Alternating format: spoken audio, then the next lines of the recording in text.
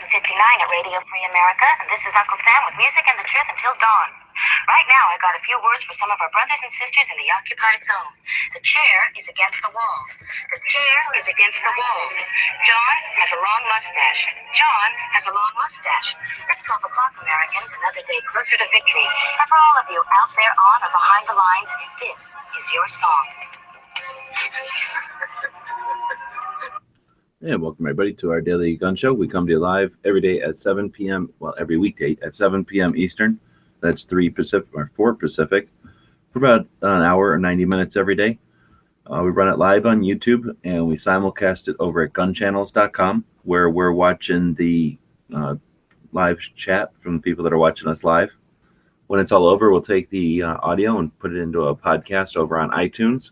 So we encourage anybody that's listening to the show now or in the future to give us some feedback. Let us know where you're listening, and that helps the show to get recommended to more listeners. And we do appreciate that. That is one of our goals. We have 4 hosts. We're all here today. We've got Bob jumping in from Canada. Thanks for joining. Hey, glad to be here. And we got Dano jumping in from Illinois. Yada, yada, yada. Me too. Right on. Then we got Smeggy jumping in from Michigan. Hey, how's everyone doing today? Not bad. And then I'm down here in Arizona. And let's see, today is episode 318. We'll be talking CCW issues, select an ammo for CCW, entertainment segment of the show. We're going to talk about guns on vehicles in TV and movies. And then, I'm not sure if we're doing the tactical quiz or not. We might have a bit of a tactical quiz, or we might talk about the quiz on Saturday and talk about the one coming up this Saturday. Then, of course, all of our daily stuff. Huh? I said that's a good idea. Yeah, I think that's what we'll do. So then we've got all our daily stuff, our gun shop of the day, the movie of the day, gun of the day, all those things that we like to hit every single day. But before we get into it all, we usually take a break at the beginning, see if anything happened overnight that is worth talking about. And that's where we talk about those things. I got nothing. Hit or miss Tuesday nights, 9 o'clock? It was all right this week. How'd that show go? Yeah, it was all right. I went over to Charles Heller's house to show him how to use these Hangouts, the Google rooms like this, to invite people via the computer to a conversation with them that he can then use to record and use for his radio show. So talk to him about the playing cards, of course, and then just a couple other things. It's been a while since I went over to his place and chatted. We only live about a mile from each other, but I don't get over there as much. It's one of those things, when you're right next to somebody, you don't necessarily hang out as much as you could. Was between you and him, is there like a railroad tracks that goes through? No. Oh, just a couple of roads. But he's literally just, we're walking distance from each other. So he needed that help. He'd been in Hangouts before. He's been on our show before, but he wanted to know how to initiate one that he could invite somebody to, just to use this as an off-air tool to get people to have a conversation that he can grab the audio from. So anyway, that was kind of cool. And kind of gun related, since he's affiliated with the Arizona Citizens Defense League and the JPFO and the Gun Rights Policy Conference to some extent. That's pretty cool. Yeah, I don't think any news stuff happened, at least not gun related that I saw. Other than the confirmation that the England terrorist strike was indeed terrorism and ISIS related. Yeah, I don't know if it's gun related, but I guess that's something to note that happened. Well, we talked about the British are putting more armed police. The British are putting more police officers on the streets. That's gun related. That's a good point, Bob. I found an article that it was just kind of funny the way the guy was phrasing it. Was like, we're putting more firearms on duty, and the way they were talking about it, it's like the guns were people. And I know they meant like officers who carry firearms. They must have 2 different classes. They have like regular cops and then like firearm cops. But it's just kind of interesting how they're like, yeah, we need our officers to be able to deal with situations in a timely manner. So like there's more of them on patrol and stuff. And I was like, oh, interesting. You mean they might be defensive tools? Who'd have thunk it?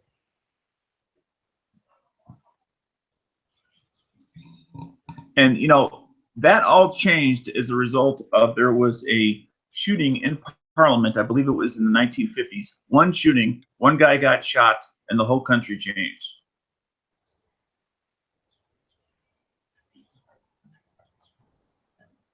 Much like Australia, there was that one, I forget if it was a school shooting or what it was. And that was the preemptor towards the entire country turning over and having a massive turn-in of firearms. Which they've now pretty much all replaced by now. The latest statistics I've seen says there's more firearms in Australia now than there was before the buyback. Well, they had a secondary buyback not too long ago. You mean gun confiscation? Because it's not a buyback. Unless you well, bought the I gun can't from the remember government. if it was just a straight turn-in. They can't confiscate what they don't know is there. And that's the whole reason that we are very much against registration, is because you can't confiscate what you don't if you don't know who has it and where it's at. Right. I'll just point out I don't like that term buyback because, for one, you didn't get it from them in the first place, so why are they getting it back? That thing. And then for two, unless you bought your gun for $100, you're not really getting your money back for it anyways. It's not like they give you market value for it. They're not buying it if they're just giving you some token in return. Right. Yep, that's true. Very true. Registration for Gun Rights Policy Conference is open now. Oh my. Thanks, Clay, over on the YouTube side. Is it in Dallas next year? I'm not sure where Gun Rights is. Dallas is where NRA is next year.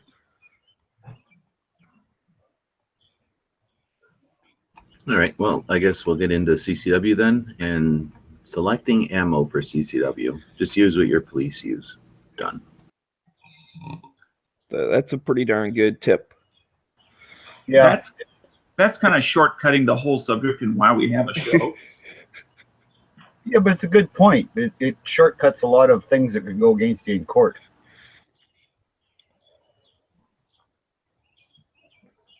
Okay, but I'll guess I'll go ahead and play devil's advocate for this segment of the show. It assumes that you have the same needs out of your ammunition than the police do, and that the ideal ammunition for the police is going to be ideal for your needs. Oh, that's the assumption. That's a good point. We were talking earlier in the Sean's early show that everybody was in earlier today, and Tony was saying about how well, we got on the subject of 9mm, and that's sort of the position of 9mm. It's for the, like you're saying, do you have the same needs as the police? Well, one of the needs of the police is to have a round that's adequate for all the police officers, more than likely, unless they're going to have multiple rounds, multiple calibers in use. Then they're going to try to get something that works for everybody. Well, you don't have that requirement. If you are big or you're little, you don't need to have a round that also accommodates the other extreme in physical size. Or if you don't worry about barrier protection or one of those other facets of a firearm decision or ammo decision. Yeah, penetrating glass. That's a good point. But penetrating vehicles. So don't carry what police carry. Subject done. I'm just saying that you need to look into it a little bit further rather than just the knee-jerk, well, if my local police carry it, I'm not going to look any deeper than that and just automatically take it. Now, at least that's some thought, which is better than no thought. Or worse, if your police are still using some batch of like extinct ammo that hasn't been for years. Yeah. The Tucson Hydra available since the 1980s. So if you want to current technology, pick Federal HydroShock. I like HydroShock. What were you saying about the police, G-Webs, before you got rudely interrupted? Poor John stepped on me like 14 different times. I was saying that I used black talon for a long time out here in Tucson, and you can't just go buy black talon. Just by the name, it's obviously more terrifying, more evil. But that is an example of, do you want to, as something as silly as the name of a product, do you want to have to take somebody's, disposition of a name and try to have to defend yourself on something as stupid as that, when you could pick a product that doesn't have those assumptions that will work equally well or better?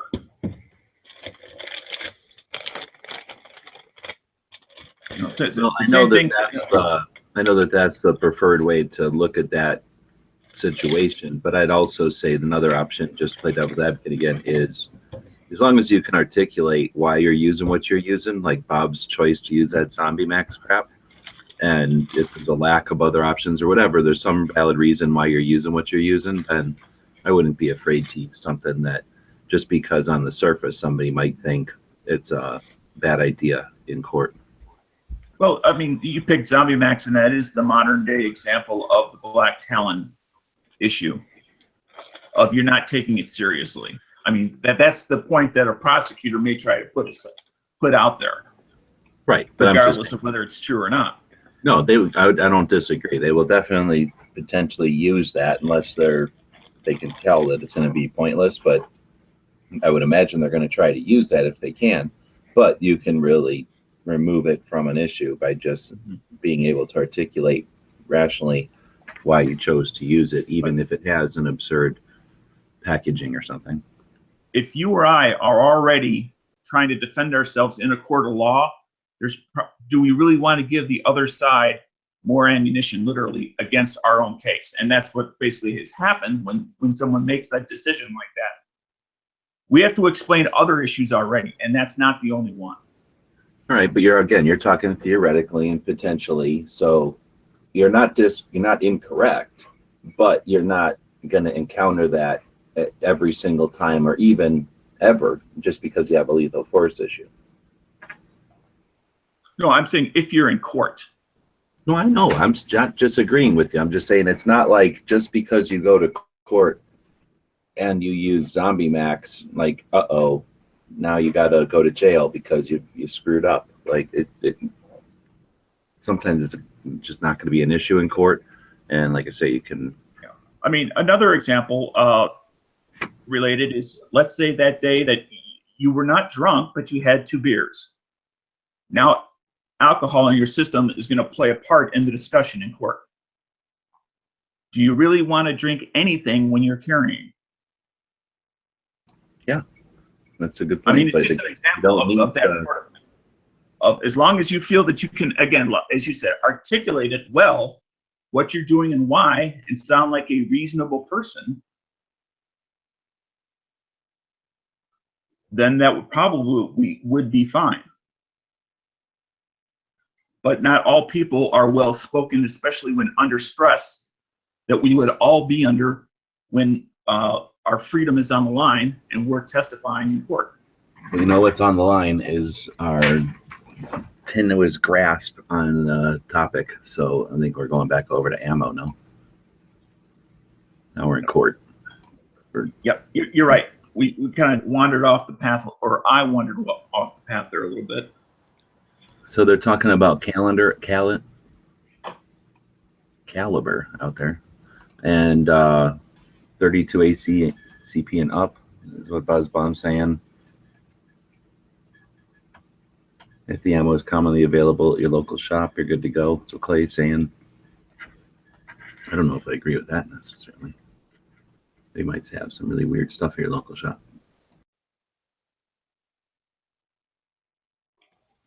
Yeah, I think as long as you're using, you said Federal Hydroshock or Hornady, Critical Defense, Critical Duty, what's that? Golden Bullets, whoever makes that. Remington. Yeah, so stuff like that. It's if you've heard the name a million times, like it's going to be a lot more. You know, you also brought up something that I always harp on, is just because you've heard of the name and it's from a big company does not mean that you're getting a quality product for your dollar. The perfect example is Federal. Federal uses Hydroshock, which is 1980s technology. How do I know? Because I was an adult buying bullets and had self-defense stuff in the 1980s. I bought it back then. Still available today. Still police departments using it because for various reasons. But they have another You're product. Saying you don't like Hydroshock? As soon as I finish speaking, I will answer that question, and I will take questions. But they have another product out that's been out there for years called Federal HST, which has now proven itself superior to Hydroshock. But because there are a lot of departments that only buy Hydroshock because they always do what they've always done, won't change. So they'll continue to sell 1980s tech for current prices.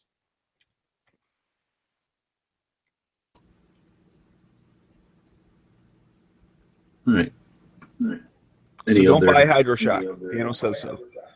Yeah, Dano's got a real problem with Hydroshock. That's becoming evident. Well, no, it's just that Hydroshock is an example of a company making two very different products, charging almost identical prices that have very different performance levels. You're acting like Hydroshock doesn't take more money to produce with that little nib in the middle. That takes all kinds of money probably to make. I'm assuming.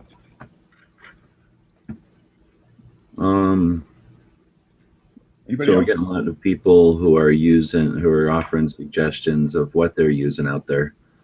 Well, let's hear some of those. We got a consensus though?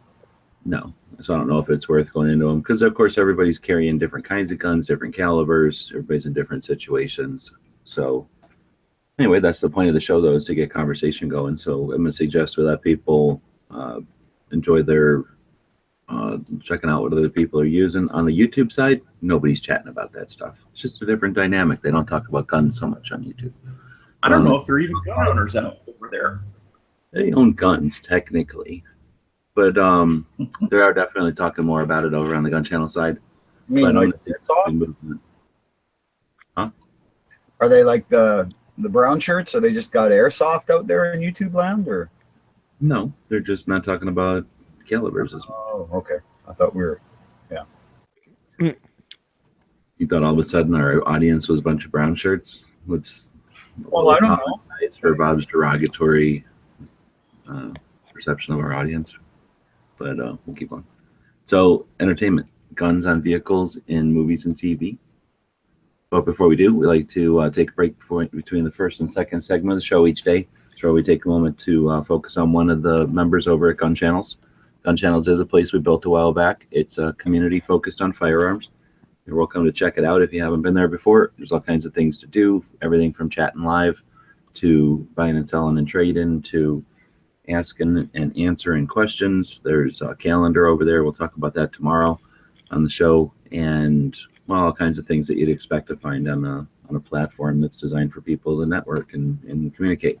So each day we like to feature one of the members over there, and I'm not sure if there's any rhyme or reason to this. I think really this might have just been some people that were in the chat on the afternoon that we were scheduling everything out. So there's no theme this week, in other words. And today it's Native Gun. So I think he's maybe out there right now even, but pretty active in the text chat. Yep, nice guy. Talked to him quite a few times in the text. Now, Bob, I have not seen him out there. Is he normally on the YouTube side, the Gun Channel side? This is a Gun Channels member of the day. Yeah. Oh, Gun Channels member of the day, Dano. We only have 365 days. There's like 1 billion YouTube members. Gotcha. Plus, YouTube's already successfully thanking their members over there. Anyhow, so we do like to feature a member every day. That was Native Gun. Thanks for being a member and participating. It's good to have you around. We will continue on. And oh, you know what I was thinking is let's start dropping the link. You ever thought of that? And I don't know if Native Gun is a good one for this, but I'm gonna go drop a link for his gun channel's profile page for one, so you can go like and share whatever you want to do with his profile page. And then if people are doing YouTube stuff, when we feature them like this, then I think I'd like to suggest let's start letting people, linking to their YouTube channel so that people can go over and subscribe to them and give them a hand with their audience size. So Native Gun doesn't look like he's got a YouTube or anything else listed over here on his gun channel's profile, but feel free to chime in if you do have one. Feel free, and anybody can go in over to gun channels though and like and friend them if you want. And going forward, we'll do that with the member of the day, so we'll help give them a boost on their whatever places they're doing content. If it's Instagram or YouTube or whatever, we'll start dropping links. Now, one thing you just mentioned it quickly, I just want to make it obvious to those who may not be aware. On gun channels, when it says add as a friend, so to speak, the whole functionality that you will get if the other person approves it and then is your friend in return is then you can then have private messaging between the two of you when the other person may not necessarily be online. So if I want to leave my email address for somebody with a question, I can do that, and I don't have to wait for them to be online. I can just leave that message there, so when they eventually log on, they'll see it. Yep, even better than that. All your passwords, your PIN numbers, all your account links, all that's store number.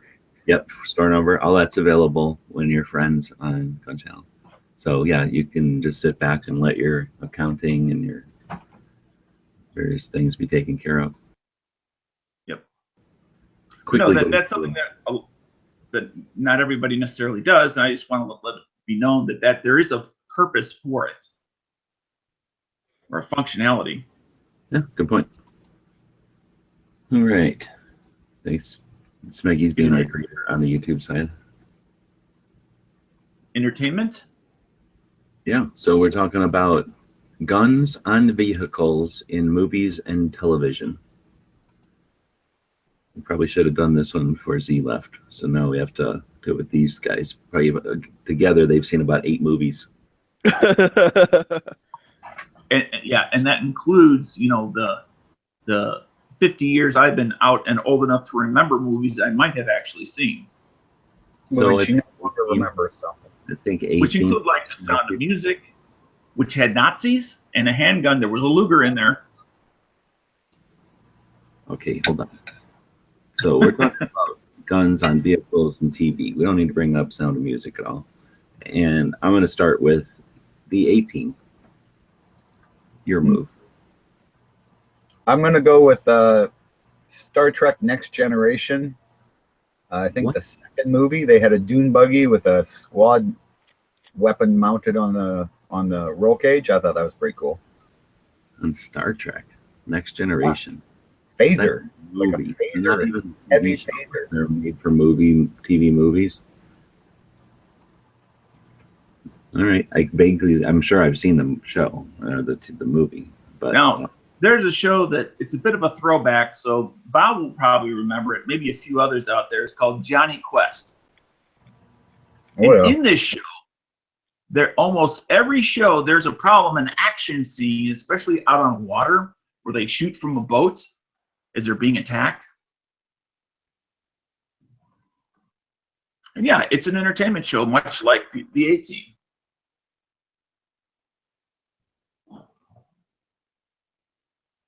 Well, wasn't it a kid's cartoon, though?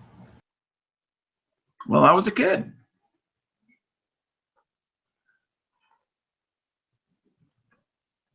This is movies and TV. Road Warrior. That's a set of movies with quite a few guns on cars. Every pirate movie you've ever seen. What? So guns on vehicles in TV and movies. I mean, Bob is technically accurate, but do you get to pick pirate movies for this? The vehicle, it's got guns mounted on it. A whole bunch. But pirates are on land. And technically a vehicle, but yeah. Maybe the cannon? Ugh. If there's a movie with a rowboat and a slingshot, Bob's gonna bring that one up next. Oh, he'll bring up an airplane movie probably. I'm just gonna say, what about Snakes on a Plane?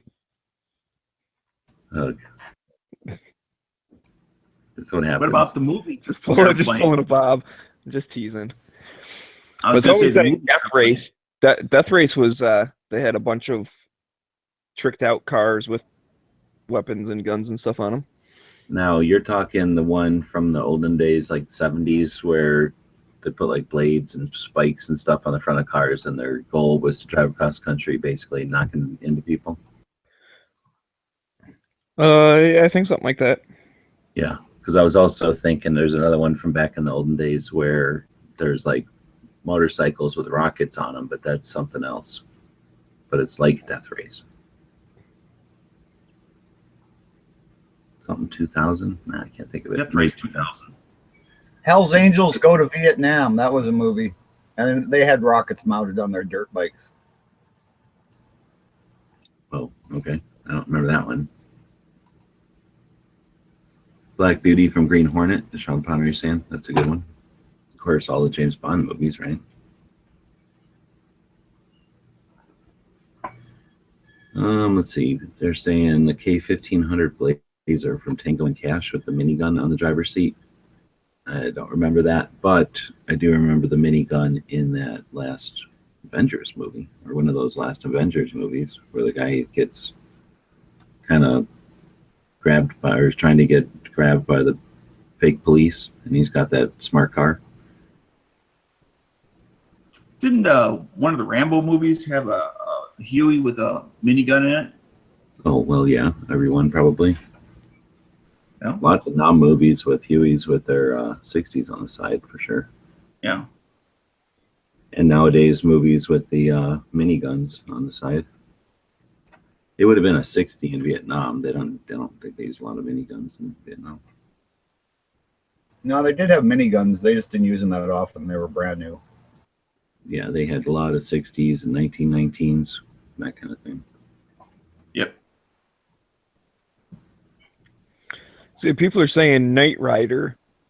I was trying to remember. Did that have guns on it, or I thought it just like had shields and like nets and like crap. An escape and avoidance. But it was made in Canada, so it didn't like to use them. I thought he had a laser on him somewhere. No, Yeah, like it could make another car get a flat tire, but it wouldn't like wound or damage anybody. Yeah, that's kind of what I thought I remembered, but I could have been. It's a polite show. You know, like it had to first shoot a warning shot, and then it had to, shoot him in the tire. It was a car made in California, though, and the show was based in California. Well, so it only had 10 bullets on it. It wasn't the actor that was driving his name David, so the car was always saying David. David. I think so. Dano. Just David. All right. Well, this is going to be a sloppy segment. I don't know what we were thinking with such a vague segment. We're just going to ramble things off incoherently for a while, and our audience has This to. is one of those called eligible for edit. So I don't know. Maybe we should start doing top 10s and top 5s, so we can outdo Matt. Do like a top 10 followed by a top 5. We can just, cut and paste his 2-hour chat, insert it into this chat, and that'll be the one segment. All right. Well, I guess we'll move on. So that was your guns and vehicles and movies and TV. If you're like thinking as you listen to this, those idiots didn't even talk about fill in the blank. Well, then take that and that angst and that pent up frustration and go be creative and create a video or a bunch of slideshows or a bunch of pictures in a slideshow or a blog post or something and post that on the internet and then link it to us, and we'll bring up this topic again and we'll mention what we've left out that you reminded us of, and you'll also have contributed to this new media, getting information out there on the web, using the social media platforms to bring Second Amendment stuff out to the world in different ways than reaction to tragedies. So consider this less of a poorly done segment and more of a purposefully done reminder or idea stimulator. Attempt. So with that, we'll move on to whatever's next. What do you guys want to do next? Well, before that, I could just say, cry for help. Okay. You give me a second. Wait a minute. Damn it. This always happens. Misfire. Misfire. Misfire. Oh, snap.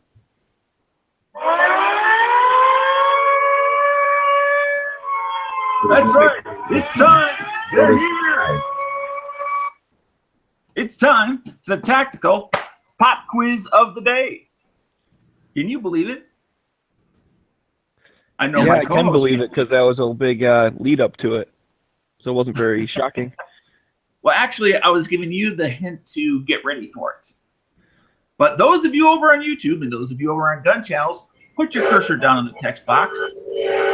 Limber up your fingers. Smeggy, you have your windows adjusted properly? And have you seen today's answer? I have seen the answer provided, and I can see both sides. Why do you always phrase it that way, the answer provided? Well, because it's Yes. your answer. Because you act like it's the answer to the question when it's an answer to a question. That makes it sound like this. Every question I have is multiple choice. Anyway, it's not multiple choice. There's only one exact answer for this. And the question is as follows, and I shall read this twice. Colt Single Action Army was designed in what year? The Colt Single Action Army was designed in what year? Tick tock, tick tock, tick tock, tick tock, tick tock, tick tock, tick tock. No, Dano is not high. 1960, no, 1870, what?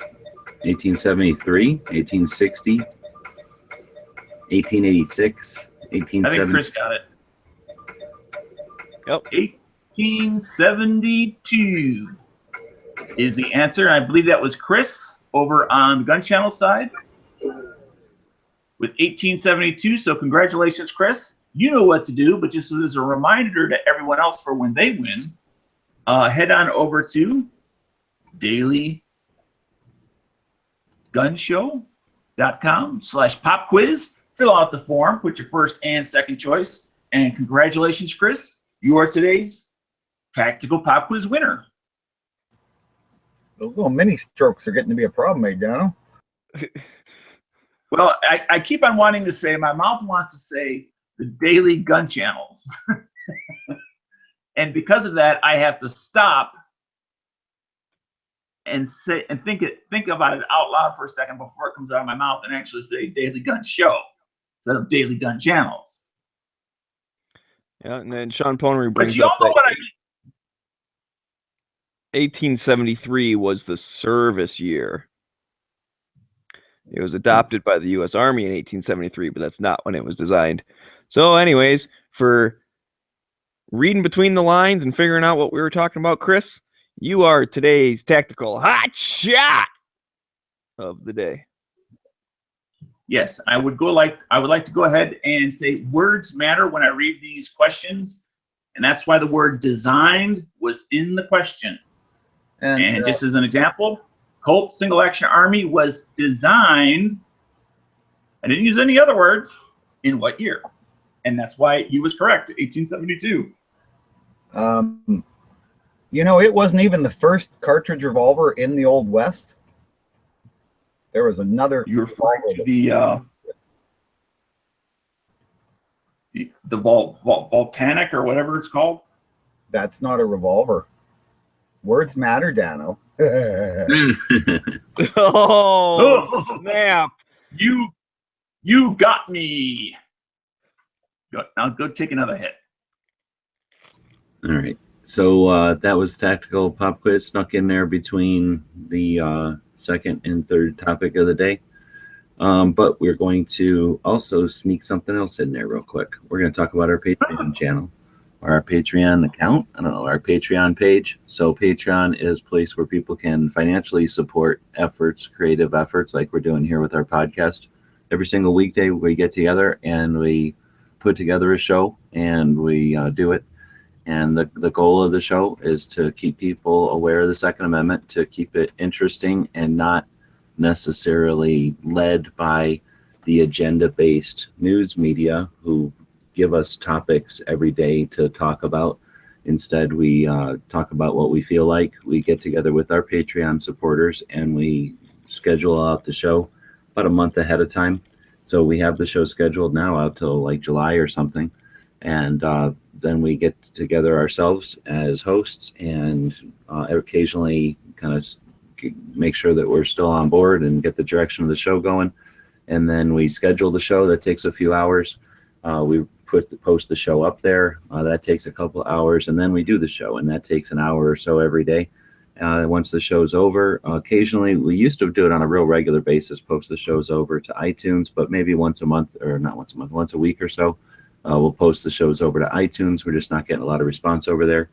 And quite honestly, we're not getting a lot of financial support, and it costs money to do portions of the show. For one, hosting the podcast over to iTunes costs money. You have to put it on a special kind of server.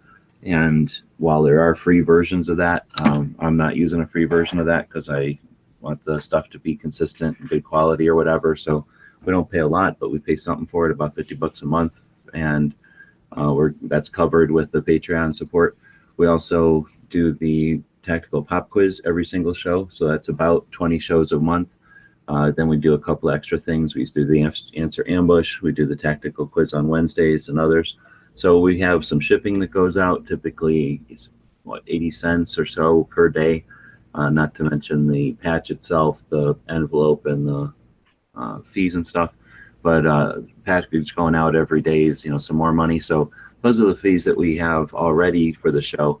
And we're, of course, not counting any of our time. We got used to be 5 grown men getting together for more than an hour every day to intentionally talk about guns, but not react to the news of the day, and to create a channel so that when we need this thing, when we have situations like we had last year when the presidential election was not obvious and it was not a sure thing, and it was necessary to get together and figure out what's going on and what's real and what's BS. We were part of that network. So that's what our intent is for the show, and we do intend to keep doing it, and you can be a part of that. We're not doing this as a bunch of guys that get together and read from a script. We're not doing this as a bunch of guys that get together and attempt to be famous or rich and are doing something that incrementally needs to pay off. We're doing this because we enjoy it, and we enjoy the participation, and you can be part of that participation through the website, our dailygunshow.com, through our social media platform accounts, and then in this way, financially. And we did get a new patron, I guess we call them. Overnight, we were at $79 yesterday. We're now at $80. So that's $80 a month. We're not looking to free money in the mouth or whatever, a gift horse in the mouth. That is $20 a week, so we do appreciate it.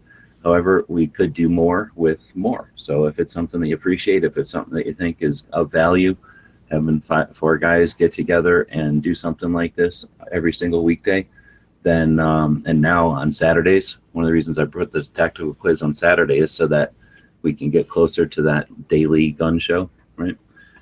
So if it's something that you're interested in seeing continue, that's one way to ensure that. So we don't want to harp on it too much, but you'll notice we don't have advertisements or anything else.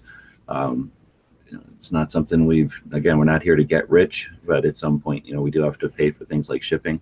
And with the tactical quiz, getting into things that are much more than, that are going to. I think you hit the wrong button or something. Yeah, I'm sure G-Wubs will be back momentarily, but It's a big idea. oh, he's working on it right now. I don't know where it caught me off there, but basically, remember, we got a Patreon over there. Remember, you're part of the show, and if you want, you can help us go further. All right. With all that said, which one do we want to hit next? Did you want to talk about the actual show, or is that it? Wait, what? We just talked about. Oh, okay. Well, you just briefly mentioned the tactical quiz. I didn't know if that was it, or you were gonna, because I thought you were gonna do more. Oh, you mean talk about the tactical quiz this Saturday? We can do that in a segment. I'm saying, do you want to do that next, or do you want to do something else? Are you on your way out? No, today's the day we're doing the full deal. Okay, so why don't we do the gun shop of the day then? So this week for the gun shop of the day, we are hitting. Why is this on the screen? We're going to be hitting gun ranges. Am I screen sharing? I'm not. So I'm going to screen share here, and everybody can check out SERP, Southeast Regional Park. So this is where, well, we've got something like 3,000 videos on the gun channel side. I'd say many hundreds of them are of the Tucson Southeast Regional Park, the county range. I don't know if Bob ever went over there, but he was camped about walking distance from it for a week or something. No, I never did. Yeah, I'm not sure why. I guess though anybody who's watched our videos knows what the range looks like. I'm just scrolling through here to see if if I can remember really, if any of these show the range very good. Maybe I have one in here of the range specifically. But anyhow, it's a great little range. It's a county run. It's NRA rules, they say, or it's an NRA blueprint, meaning literally like all the spacing and the dimensions and everything is all from the NRA handbook of how to build a range. So it's pretty generic. You're going to see a very, very similar range all over the country, really. The only thing you won't see very similar to this one is that they set it up pointing west, which was the dumbest thing they could have done, I think. That wasn't a very good video. Because that means in the afternoons, you get a sun right in your eyes. And in Tucson, this is literally, I'm on the north end of the range in this picture here looking south. By about noon, you're getting sun on the tables that you're sitting at. So it makes it really uncomfortable. Yeah, I can only imagine the person that marked out the range on that plot was not local. Or they hated guns, which I kind of suspect. Or they're just that dumb. And it's not like one person has the power. It's just that so many people having power means no one has any power, and it was just a clusterfuck of like ineptness. But sometimes there are good examples of something built by committee. Yeah, exactly. Like it was a great idea. It was a great idea. It was a great idea. Nobody ever really cared, and you get something that functions as a result, but not something that was well thought out. So anyway, it's a great range. I'm bitching about it, but it is a pretty good range. It's run by a couple, I forget now, I haven't been over there in a while actually, but whenever it was first built, I went over there one day and said, hey, how can I help, or what can I do, and what's your website? And they said, oh, we don't have a website. So I said, oh, well, I can do that. And I just took one of my domain names and turned it in. It was tucsonshooting.org. I just turned it into what do they call it, like a non-official website for the range, and then got all the information from the handouts and stuff, and then just posted it. And for a long time, for a couple of years actually, the county didn't even have a website because they just allowed that to suffice.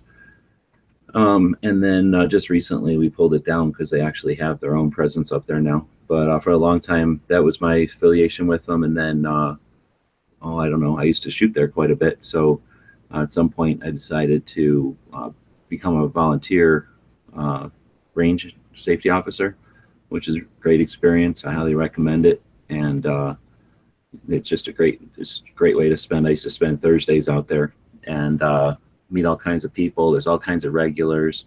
Just an excellent time. And I don't know what else to say. Oh, I guess I was saying there's a couple of paid people and then mostly volunteers. So most of the staff you meet out there is just people who are volunteering or volunteering for shooting So in other words, you volunteer and you do get time on the range for free. So even though it doesn't cost much to shoot there, it costs $7 a day. If you're an old guy and you spend Thursday out there, that means you can spend Friday, Saturday, and Sunday out there for free shooting. And plenty of old guys would volunteer one of the days and then spend the rest of the time out there just with a brick of 22 or something and BSing and shooting the breeze, much as they're shooting paper. So it's just a fun time. There was a coffee pot out there and plenty of picnic tables just to hang out underneath the shade. And now they've put trees out there. So whenever all my stuff is filmed, they hadn't even planted any of the trees yet. Nowadays, there's trees and years have gone by and the trees are offer shade and everything. It's pretty nice. What kind of trees grow where there is no water? Could be a climate racist. We have all kinds of trees. We have the ability to water them, so they can put any kind of tree they want up. It's a city. It's the county. They have electricity in Tucson. You know, they can run an electric pump. Yeah, they have ultimate resources too. But there are xenoscapes, landscaping, which requires no resources, which lets you choose from not only the native trees that were here, but you can pull trees in from similar climates that would thrive here, and people do. So we have plenty of landscapes. There's probably a good 12 or 15 common landscaping trees that offer shade or other things that you might want.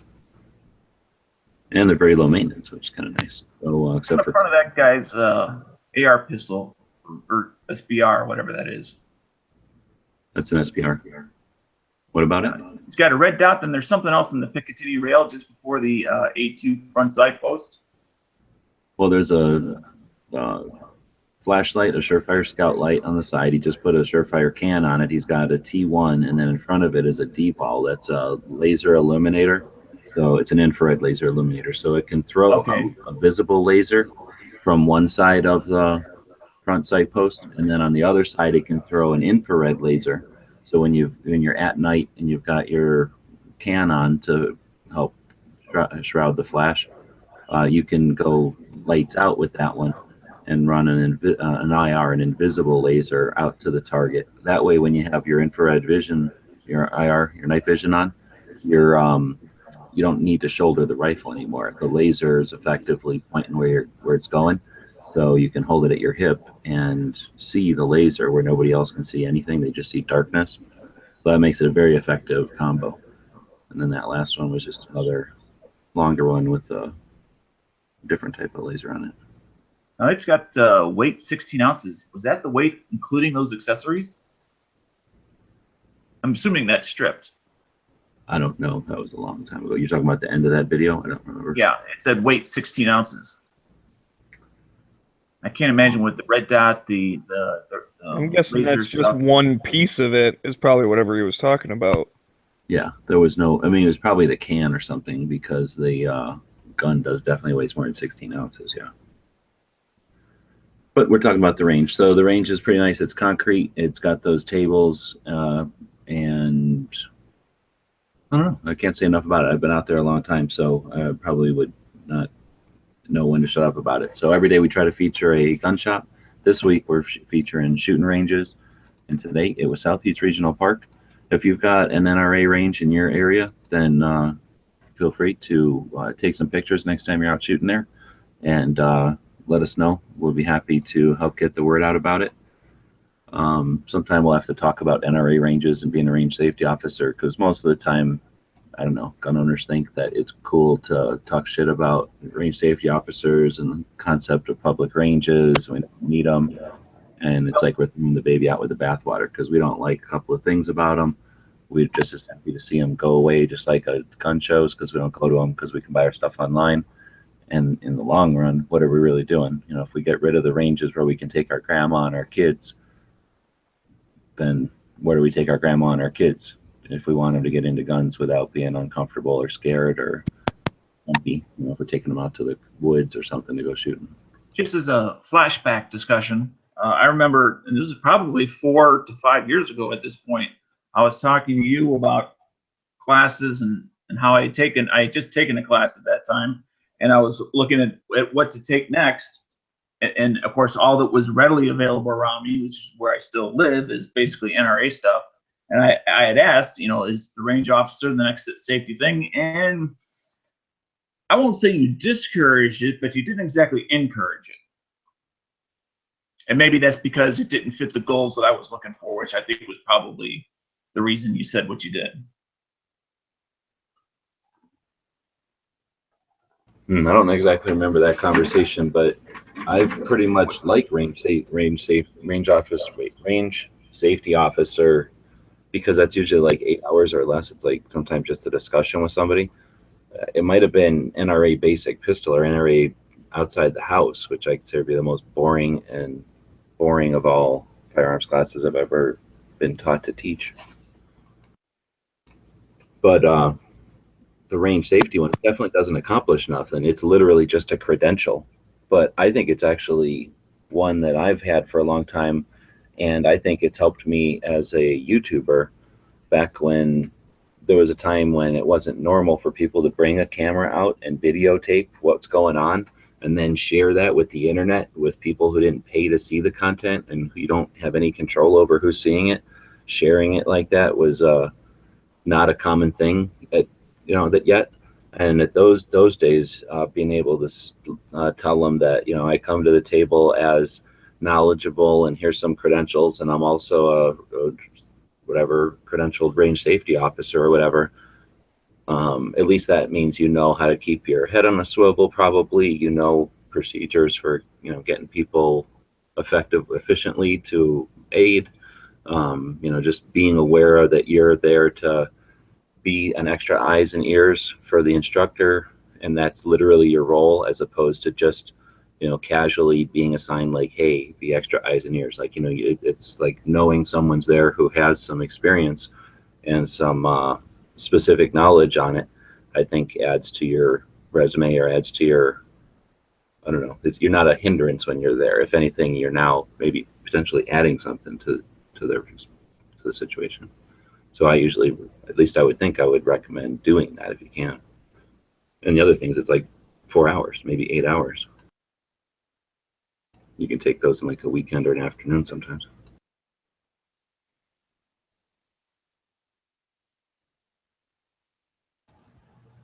Yeah, knowledge doesn't hurt. No. All right, so where we want to move next? You do tactical tidbits if you like. Let's go right from range to tidbitting. To what? Timbits. Tidbits. They're good. Oh, okay. Tactical tidbits. Tactical tidbits brought to you by Tactical Response, Gunfighting Rules. And today we are on number 7. Today, before we do that, we'll do a review of number 6, which was yesterday, which is not being shot is more important than shooting the bad guy. That was yesterday. Today, number 7, in 10 years, nobody will remember the details of caliber, stance, or tactics.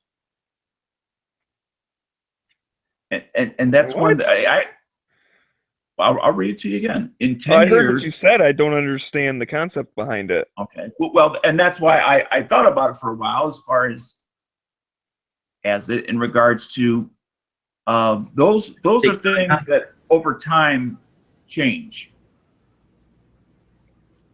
Well, it's taken out of context.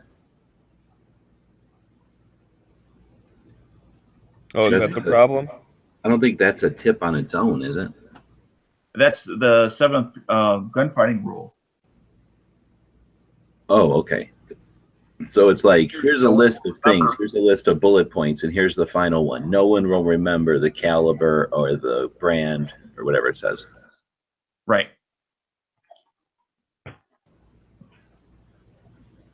So in regards to things that are truly important in a gunfight, those things are not. Your stance is not critical. The caliber of gun you're shooting is not critical. There are many other things that are much more critical than those things.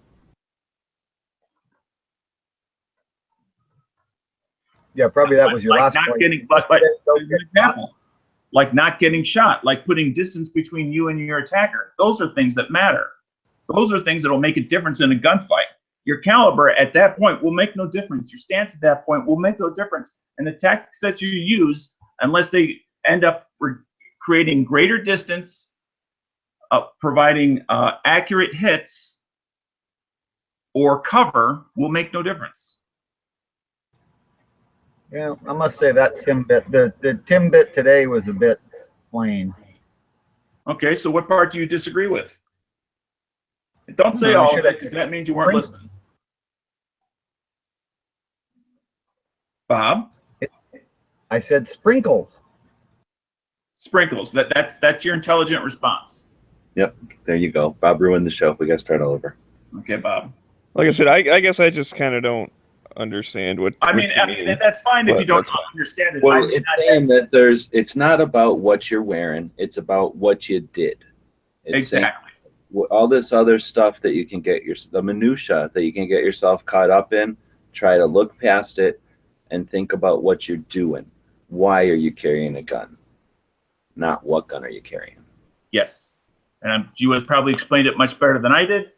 But well, like I say, it's sort of done like, here's some basic things that are going to blow your mind. Like here's we're going to boil it down to some essence. Boom, boom, boom, boom, boom, and it doesn't matter what the caliber is. So when you hear it in context, I think it makes more sense when we're kind of doing this thing one at a day, or one day one each day. I think that it was just hard to get that part across. Right. And I don't really want to do them all machine gun style either, because then we can't do them necessarily justice. And plus, who wants to sit here and listen to me read off 17 bullet points in which now you're just going to get a malaise of information that's not going to really mean anything to you. Well, we're getting both positive.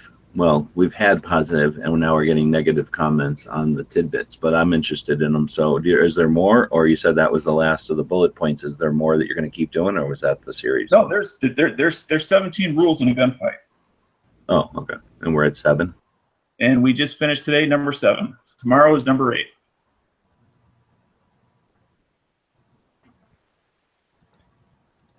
Okay. Let's talk about the gun of the day. This double tap Derringer. I don't even think I'm familiar with that one. Somebody else picked that one.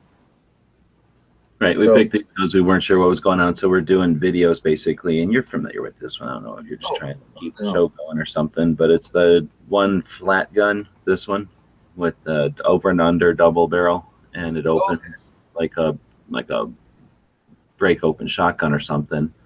Yeah. So that's handy. So in other words, not like a Remington or whatever, but you'll notice it doesn't open way up like that high standard we looked at the other day, because everybody was bitching that didn't have a trigger guard. This one has a trigger guard, thus the barrels can't dip as much as they would if there was no stupid trigger guard there. So makes double, like I say, an over and under. He's probably shooting at that target right there, and he hit a little high, and then he hit a little bit over to the left.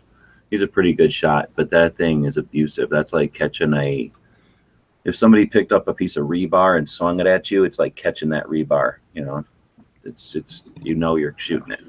Yeah, what caliber was he shooting? That double tap? What? What caliber double tap was that he shot?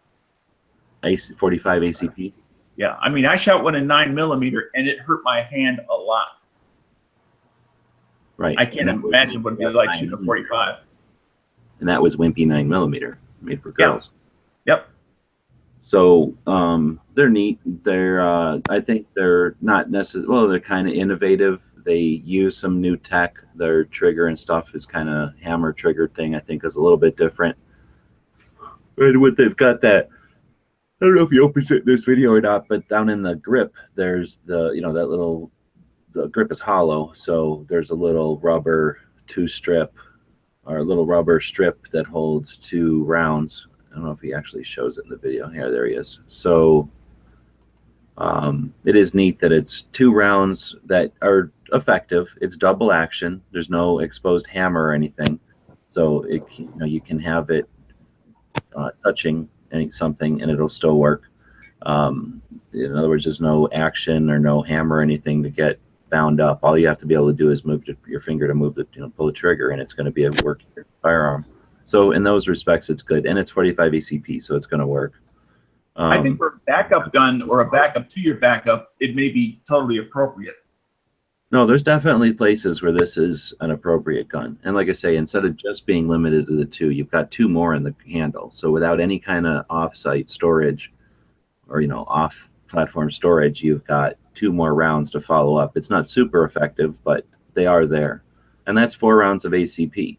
And probably the flattest delivery. It might not be the smallest 45 ever, but it's in the running, and I'm sure it's the flattest. So it's as flat as a book or flat as a brick. It's barely thicker than the 45s themselves, so you can't really get any thinner.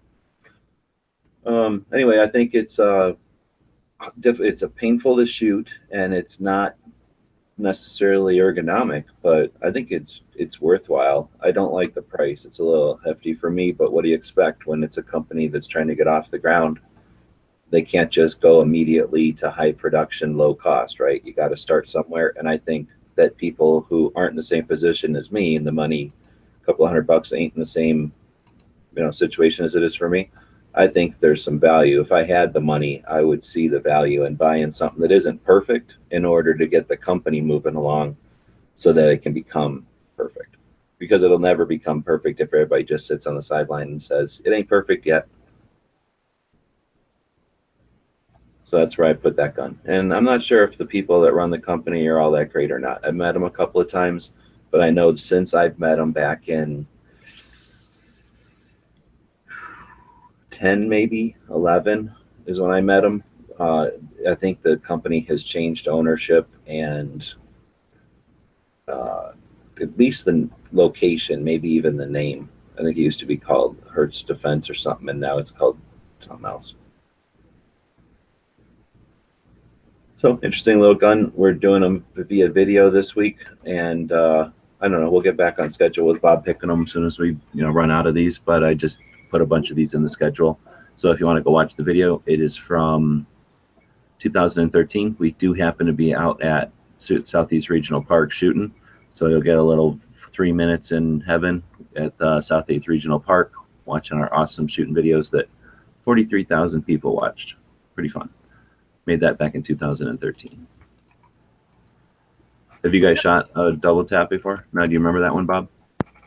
I don't remember ever shooting it. Oh, if you shot one, you would remember it. Yeah, you'd never forget shooting it. It's wicked, painful. Smeggy? No? I've never shot it, but... Is it because you refuse to shoot anything in 45 ACP, or is it just... I have shot 45 ACP. Oh, okay.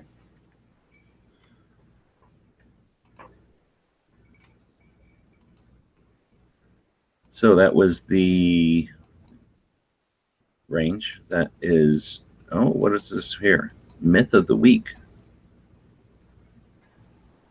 A myth of the week? And what is the myth of the week? I think so.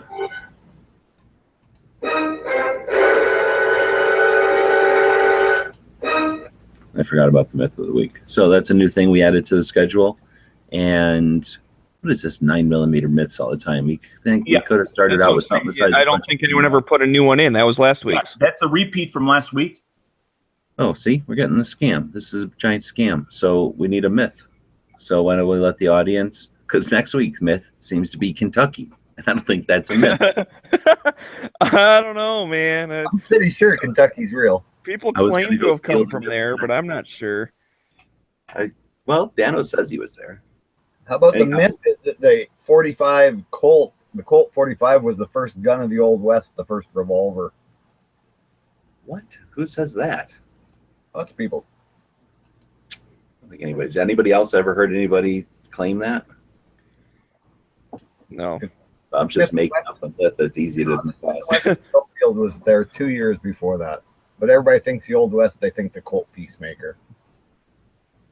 Well, I don't know if that's a myth so much as a perception based on the fact that there's like 1 million peacemakers and like thousands of everything else.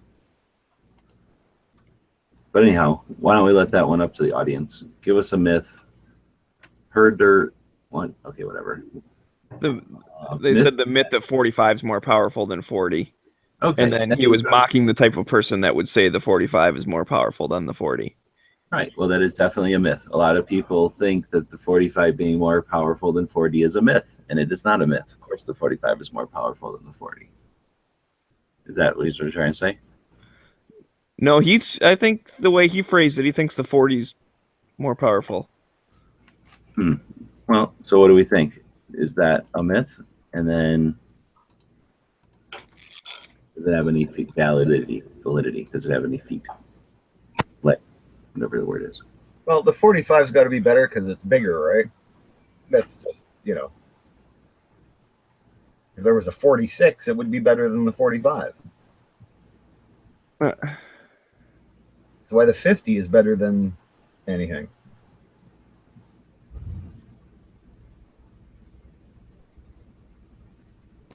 Well, that one fell. I don't know if we should take another myth or just find another one and suck at it. I don't like all the caliber arguing stuff unless like you got all the charts in front of you that has all the the foot pounds of each different one, and it depends on what size gun above all this stuff.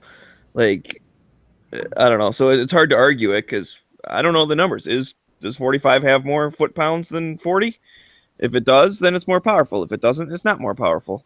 That doesn't mean it's better or worse. It just means if you're saying power, that should be. Are you saying muzzle energy is the sole specification that should be determined for power? Well, the foot pounds is a measurement of power, so yeah. Well, that's why I'm asking. I'm not necessarily disagreeing. I'm asking. You are our sole engineer amongst the group. Right, but again, I also don't think that that's the only thing to take into consideration. Okay. But that's if you're talking which one's more powerful, then that's just a number, and you can quantify that number. But then again, you have to look at what length barrel and what what ammo and all that other stuff. So where the hell is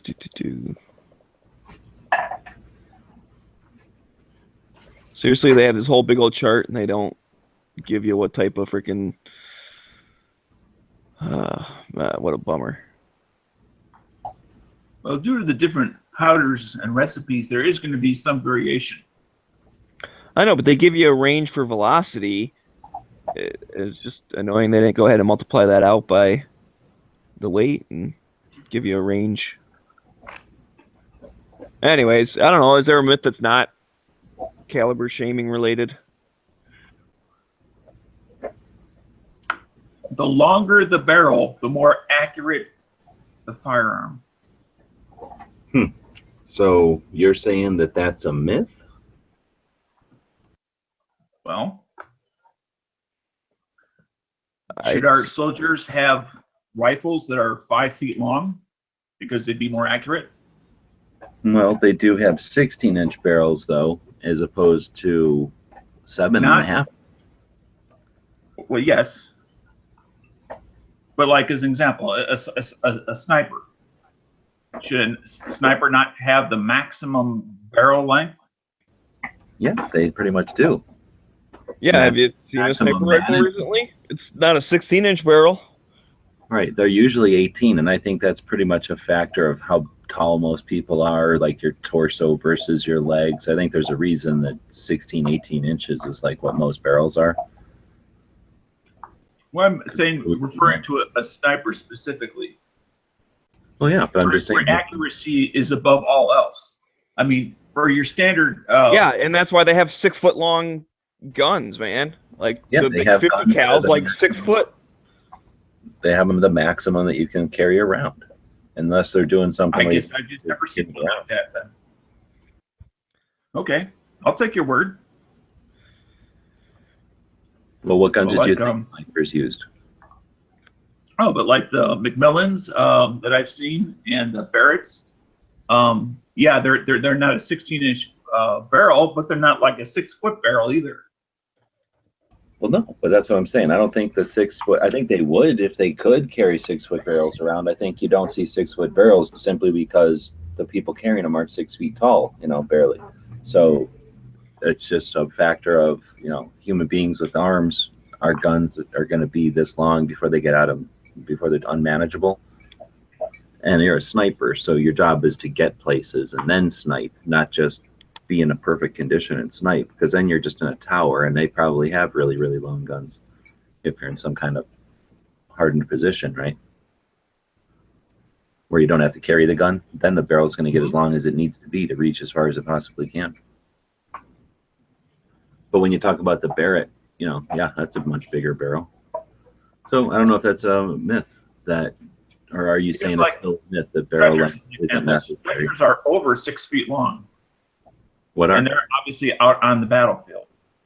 So carrying a barrel out there is not like insurmountable.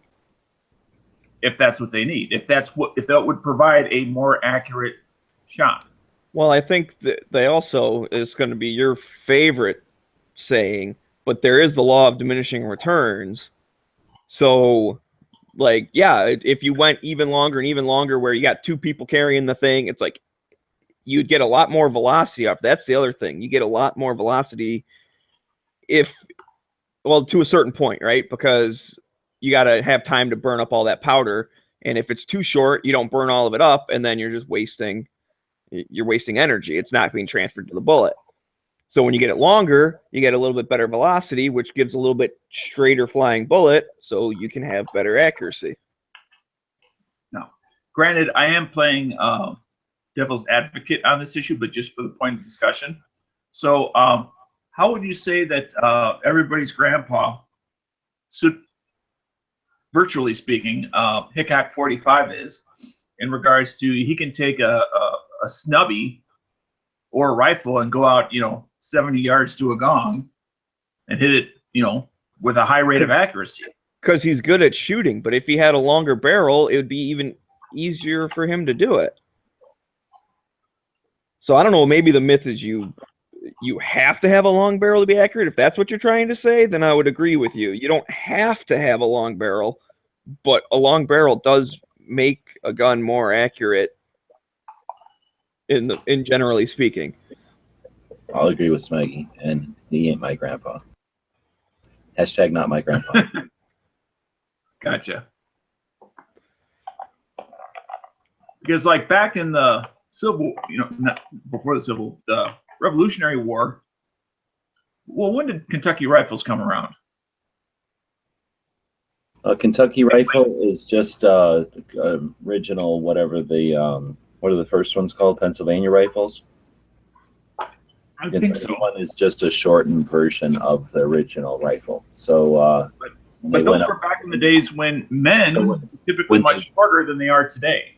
Went up over the mountains where there were no roads, and then they figured out these long ass barrels, which we need because there's no rifling yet. We don't have cylindrical projectiles. We have ball projectiles in a smooth barrel. We need as much barrel as possible in order to get them to hit somewhere where we want. They decided, even though all those characteristics were relevant, they're going to chop like half a foot or more off the barrel, maybe more, in order, and off the stock, to be able to get through the brush and brambles and where the rabbit wouldn't go, type of shit. Right. Okay. I was just thinking in regards to all people, men and women, were shorter back in those days as compared to today. And yet we're shooting a rifle that was, by today's standards, undoubtedly long. Yet today we have, rifles that men and women are using in the armed forces that are almost tiny in comparison to a Kentucky rifle. So, but like I said, I'm just playing devil's advocate for the point of the conversation. Well, and they also might have decided that, that there are times when you just need to be kind of accurate. So if you figure, 90% of the time you're carrying the thing around not using it, then you want it as small and as light as possible. And then when you do have to use it, it's good enough for the range that you're shooting at. Right. There's, I don't know if it's actually an official term or not, but I heard Stone Guy say at one time called, rather than minute of angle, it was minute of man accuracy. I think of like minute of squirrel. Yeah, so that's a term, and that just means that you can hit something. Like, yeah, it's close enough.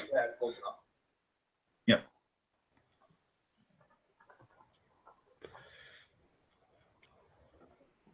Well, I think we're getting a neck off of somebody. That's me. Sorry.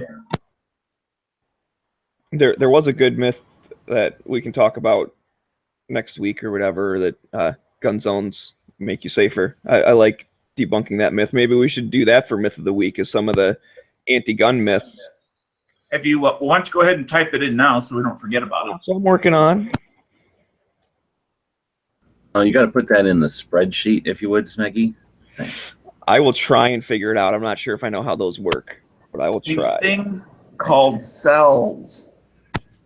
So if Smeggy's done doing his TRS sheet, then why don't we move on to from the myth of the week, which we have myth busted, and we'll move on to the movie of the day. So every day we try to hit a movie, something gun related, something you might not have seen in a while, or if you're a youngin' listening to the show, something you ain't seen yet.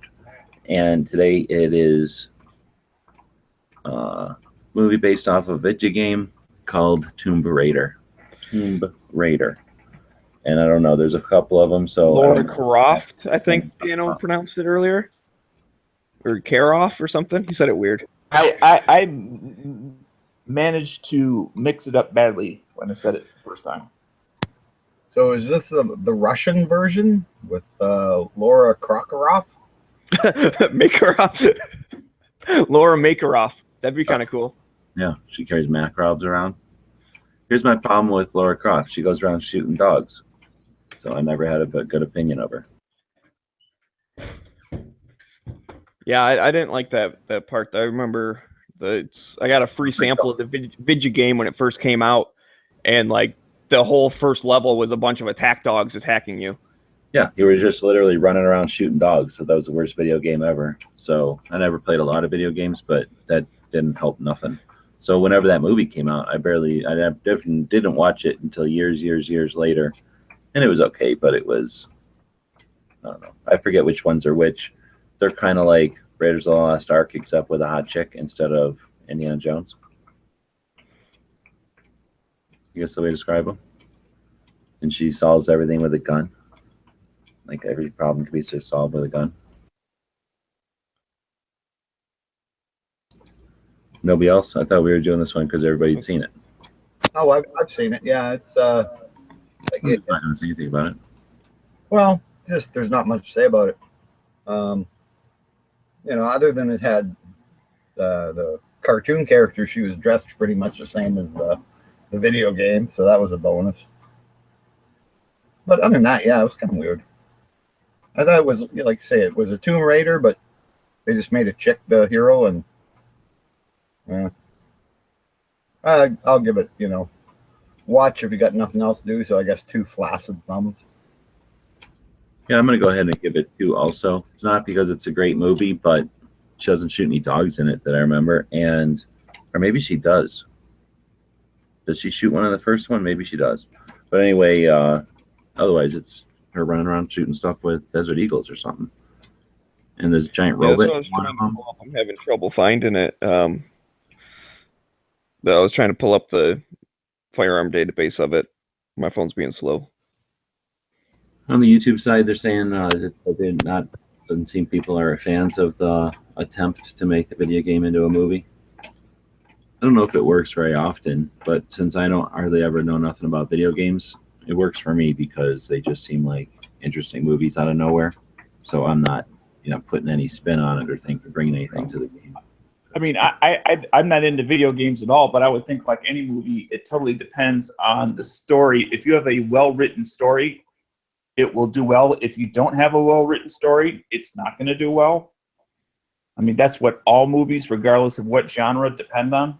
Yeah, and if you're trying to do it on a video game basis where you have to tie everything together that's in the video game, it really puts a crimp on how creative you can get. So that's interesting. I've never seen a video game movie that was done well. Well, that's what I was going to say. Maybe we should do a topic on, or maybe on Matt's Nerd Chat, on any video game movies that were successful. But I don't know if I agree with Dano, and I disagree. I think that most of the time a well-written movie does better, yes. But every once in a while, something about a movie, like the new video editing or a new style or some leap in production technology or something, I don't know. Every once in a while a movie, in spite of its bad writing or maybe because of, it can do well. So I don't think that is 100% is all I'm saying, I guess. So everyone's something. I could definitely understand if there's a new technology that's suddenly available that really engages the audience. It might mark the beginning of a new style or a new feature in movies. Wars, right? Star Wars, there was terrible story, no plot, acting. Trying to be sensational, Bob. But Scanner Darkly is a better example of Bob's trying to do there. But it wasn't necessarily a big hit or nothing. But the way they, whatever that's called, rotoscope or something, where you stick cartoons on top of regular film, and it kind of looks like a, I don't know, like a cartoon, like a certain style of cartoon.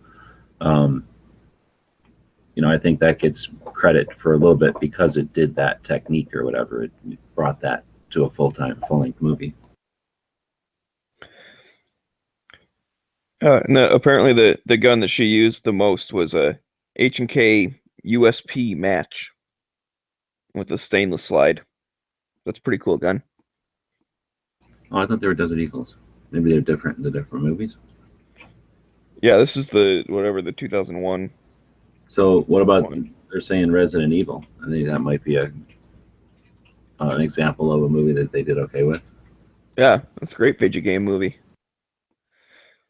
And I really like Doom. I know a lot of people say Doom was cheesy, but that was the first time you got that first-person shooter view, and I actually thought that was pretty cool because it did feel like you were actually playing the video game. It felt like Hardcore Henry. I actually haven't seen that yet. But considering Doom came out first, I guess it'd be the other way around, huh? There's also a Walther PP9, or I'm sorry, P99.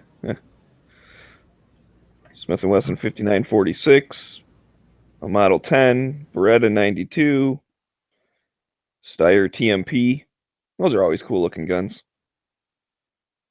H&K MP5. Input about what's in the movie, you're saying? Yeah. In those movies. AKS 74U. When he's in the jungle. HK G36K. It's kind of a cool looking gun. And some other stuff. All right. Browning M2. Remington 870. Nickel plated shotgun. I'm going to suggest that we go on and we talk about the tactical quiz. I think that's about all we got left for today. The tactical quiz is on Saturdays now, so it's up to you guys. I don't mind doing a tactical quiz during the week also. It's sort of one of the foundational elements of the show. We started doing it daily so that we could do the tactical quiz each week. And then when Dano and Z jumped on, we started doing the pop quiz, which was a way to say thanks to the people that watch the show live. And we do get quite a few people that watch the show live. There's 30-something today. Ordinarily, we'll have 40, sometimes 40 plus.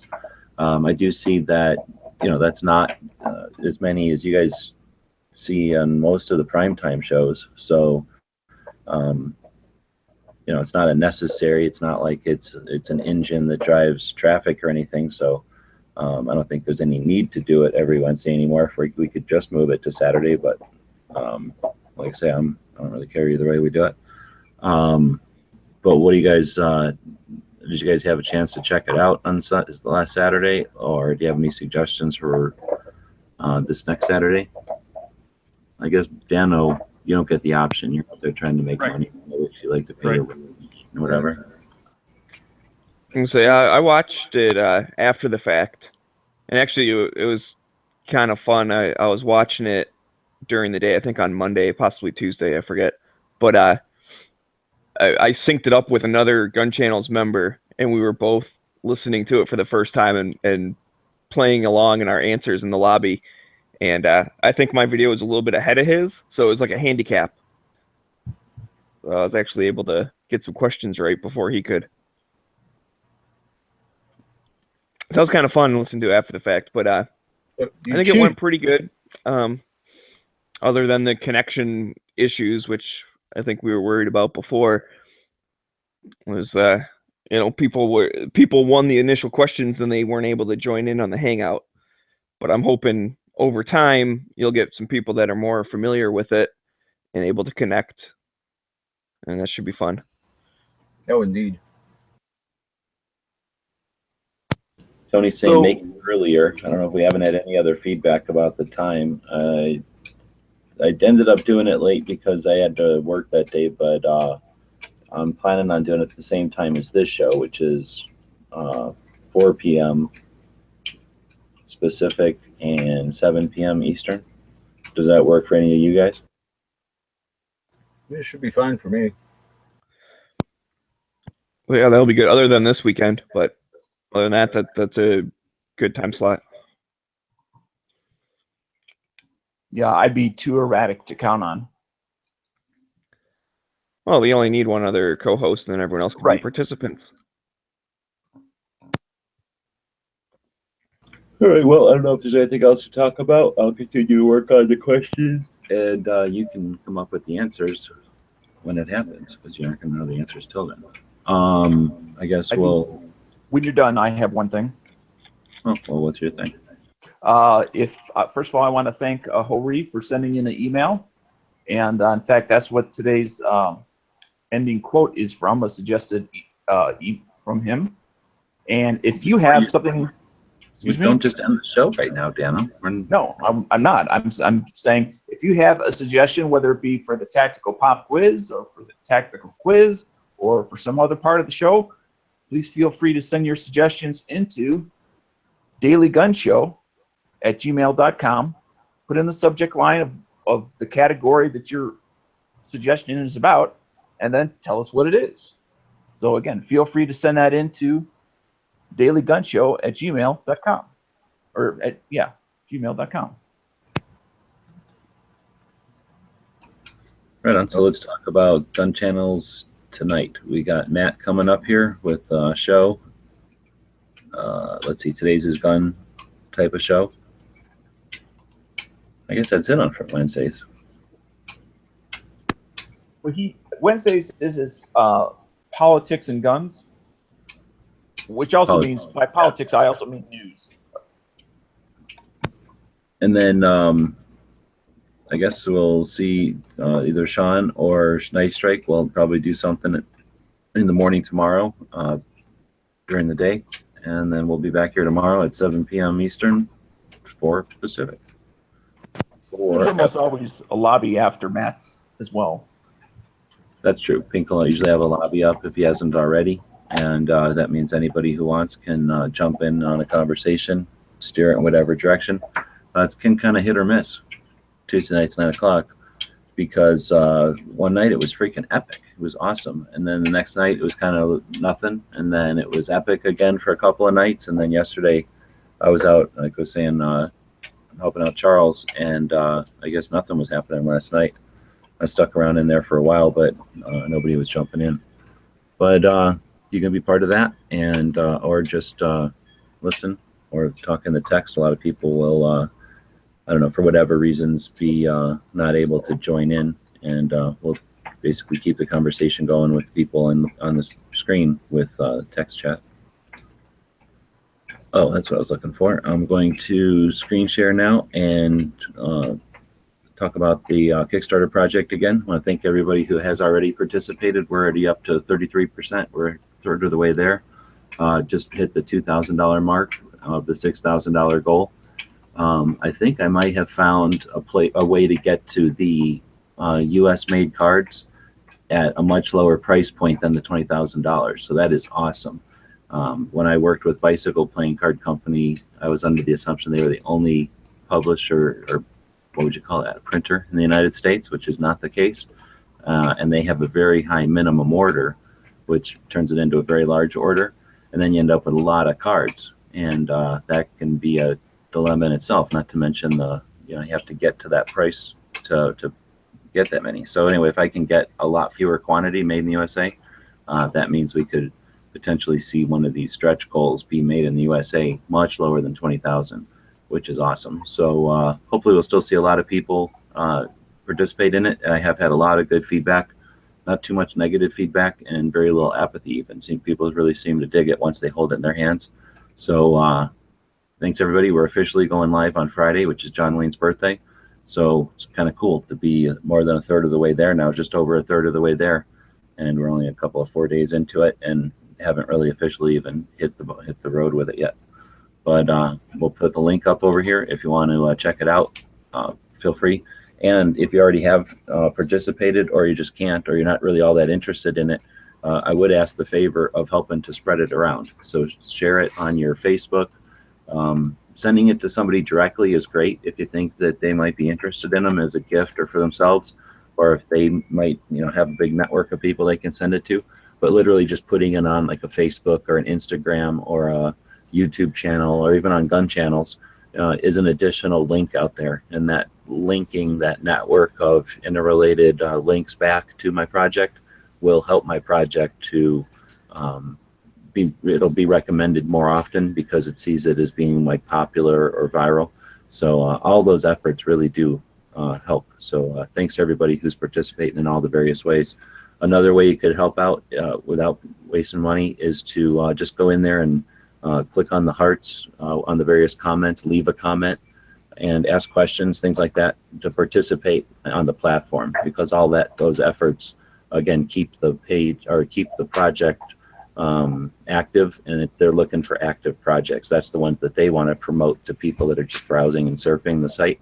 And a good third of the money coming in at this point is just from people on Kickstarter. So all those efforts to keep the project active are really can like equal money. So I do appreciate the people that are taking the time to do that, and do that for some of the other projects. You might take a look around.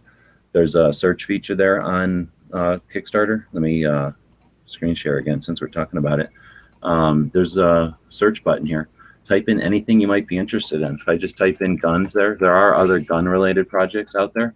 They're not all great. Some of them are anti-gun, but you can search around and find other stuff that you might be interested in. I really like for example, this thing is a rubber, it looks like a cylinder, right? But it's an ice cube tray thing. So you fill it up with ice and it pushes out little rubber bullets. But I don't know if you've seen the other bullet trays that are out there. This one is genius. They come out actually like a cartridge. They even have or like an actual cartridge. They have a rim and everything. And it seems like being soft rubber, and it's just a more compact thing in your freezer. I really think this is more effective than anything else I've seen. So anyway, I think that's clever, right? Even though whatever they want, they wanted $11. Actually, I think I did bid on this one already for the $11. But I was going to say, even if I don't have the money to buy one or to participate in getting one, I'll usually throw $1 on just to help participate, because that's what crowdfunding is all about.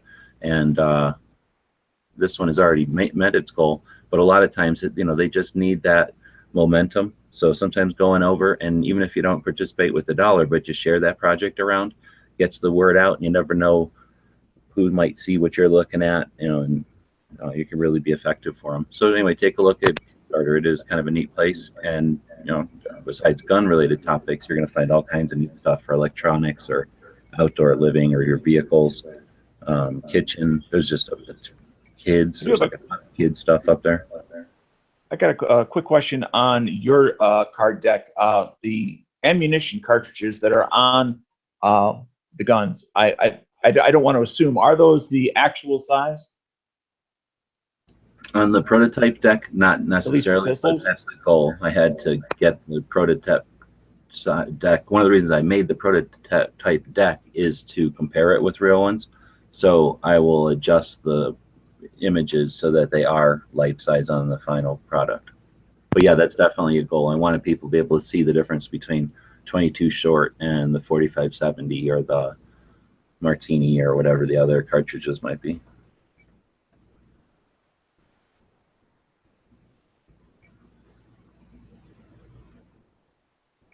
Very cool. Bob's always interested in the diameter of balls, so I knew that was going to be something I wanted to include there. Yeah. All right.